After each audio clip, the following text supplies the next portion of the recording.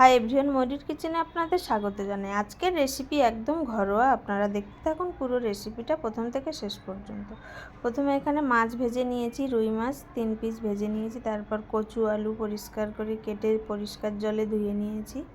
তারপর উনুনে কড়াই বসিয়ে মাছটা ভেজে নিয়েছিলাম। তারপর ওই কড়াইতে আর একটু সর্ষের তেল দিয়ে দিলাম 5 ফোড়ন। তেলটা গরম হয়ে যেতেই 5 ফোড়ন দিয়ে দিলাম। এরপরে কেটে রাখা সবজি কচু আলু দিয়ে দিচ্ছি, দিয়ে ভেজে নেব।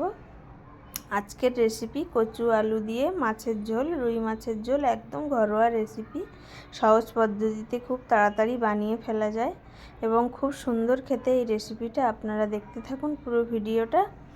দেখুন কচু আলু একদম মিডিয়াম আঁচে ভেজে নিচ্ছি, মাছটাও মিডিয়াম আঁচে ভেজে রেখে দিয়েছি লবণ হলুদ মাখিয়ে। তারপরে সবজিতে লবণ আর হলুদ দিয়ে দিলাম, দিয়ে ভালো করে মিশিয়ে নিয়ে সবজিটা ভালো করে ভেজে নেব। দেখুন মিশিয়ে নিচ্ছি খুন্তি দিয়ে। এই সবজিটা একটু ভালো করে ভাজতে হবে, কচুটা এবং আলুটা। দেখুন কচু আলু এইভাবে ভালো করে মিশিয়ে একদম ভালো করে ভেজে নেব। দেখুন এখানে সুন্দর ভাজা হয়ে গেছে। এবার একে একে সমস্ত মশলা ব্যবহার করব এবং 50% সেদ্ধ হয়ে গেছে কচু আলু। এরপরে লঙ্কা গুঁড়ো দিয়ে দিলাম, তারপরে দেব জিরে গুঁড়ো, দেব ধনে গুঁড়ো। আপনাদের প্রয়োজন মতন আপনারা দেবেন, মশলা ব্যবহার করবেন এবং যে যেমন ঝাল খেতে চান সেই অনুযায়ী ঝাল ব্যবহার করবেন। দিলাম একটু গোলমরিচ গুঁড়ো ঝাল হওয়ার জন্য। তারপরে ভালো করে মিশিয়ে কষিয়ে নেব সবজিটা নিয়ে। একদম আঁচটা বাড়িয়ে এবার জল দিয়ে দেব।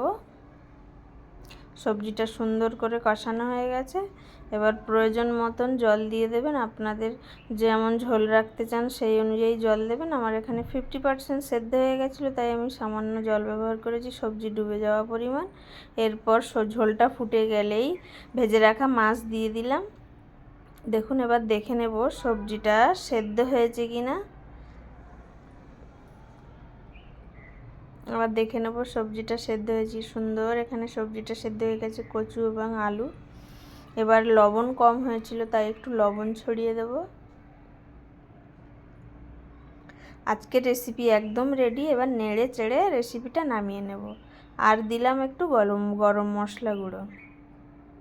একদম ঘরোয়া একটা রেসিপি, কচু দিয়ে আলু মাছ ঝোল, রুই মাছের ঝোল। আজকের রেসিপি আপনাদের কেমন লাগলো অবশ্যই কমেন্ট করে জানাবেন। ভালো লাগলে লাইক কমেন্ট শেয়ার করবেন এবং চ্যানেলটা সাবস্ক্রাইব করে নেবেন এবং পরবর্তী রেসিপির জন্য অপেক্ষায় থাকবেন। বন্ধুরা ভালো থাকবেন।